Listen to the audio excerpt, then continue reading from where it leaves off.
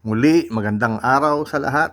So, kumuha tayo ngayon ng isa pang panggawa ng kape. Ito yung tinasabi nilang French Coffee Press at ang brand nito ay Sleek. Ganyan ang itsura niya. Ito yung kahon. I-unbox natin to. So, 350 ml ang capacity. Okay. Dalawa yung mabibili mo, no? 350 ml tsaka 600 ml, pero ang kinuha ko itong 350 ml for personal use. At sinasabi niya, no, nakasulat naman dito kaya lang masyadong maliit basahin eh. Yung glass nito, heat resistant na borosilicate glass.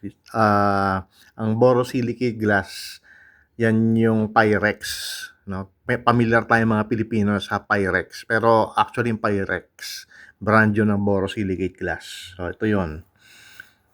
At kaya ako nabili to o binili to dahil maganda yung forma niya, no? Medyo retro yung dating niya kasi parang copper toned yung bakal dito eh.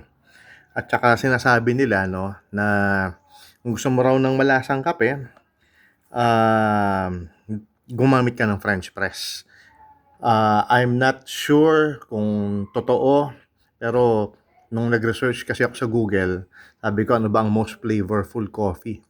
Ang lumalabas na sagot, according dun sa AI, tsaka dun sa iba, sinasabi nila yung kape na brew using a French coffee press. At ang dahilan daw, dahil mas matagal na nakababad yung yung ground coffee beans, yung grinded na coffee beans sa tubig. Kaya mas lumalabas daw yung langis, mas flavorful.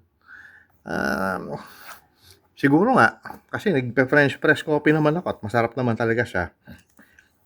So ito yung yung seller nito, no.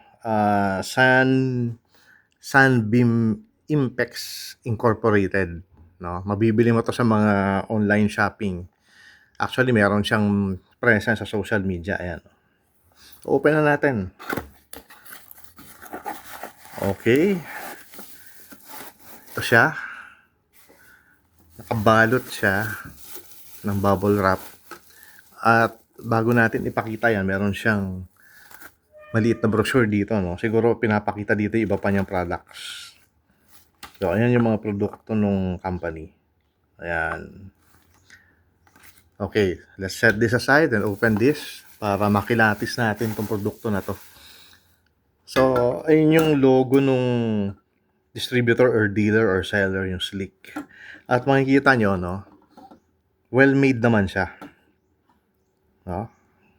At makikita nyo, no, makinis at copper finish siya. Yung pagka-copper niya medyo more on the gold tone eh. So, yan. Pag inano ko to, pag binuksan ko to, ayan, the usual na merong stainless steel screen dito, stainless steel yung mga components, and of course plastic to. Ganun naman talaga ang mga French press. Yan. Okay, so yun lang hindi ko na masyadong patatagilin. Okay lang, okay naman yung yung produkto. Actually medyo mahal nga ito eh kung tutuusin eh dahil kasama yung delivery nasa 350 something. At kaya ako nasabing medyo mahal kasi meron ka mga mabibiling French press implements, parang nga to French press brewer na mas mura dito ng malaki ang kamurahan, kaya ako to binili. Yung forma niya kasi eh. So, ayan kita nyo naman ganda highly presentable yung forma niya. Hindi ko lang alam kung tatagal itong color nito. Ito ba ay magta-tarnish later on or what?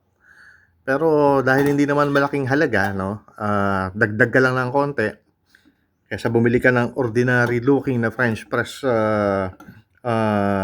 brewer. So, ito na para mas maganda, para mas may dating. So, again, sabi nila, pinakamalasa raw, according sa AI ni Google, pinakamalasa raw ang kape na gawa na ginamitan ng French press. So, mamaya siguro, Gagawa ako ng kape dito. Total matagal na ako hindi nakagawa ng kape using a French press dahil parang 2 years ago, 3 years ago nabasag kasi yung aking French press machine o French press implement. So that's it. Thank you for watching.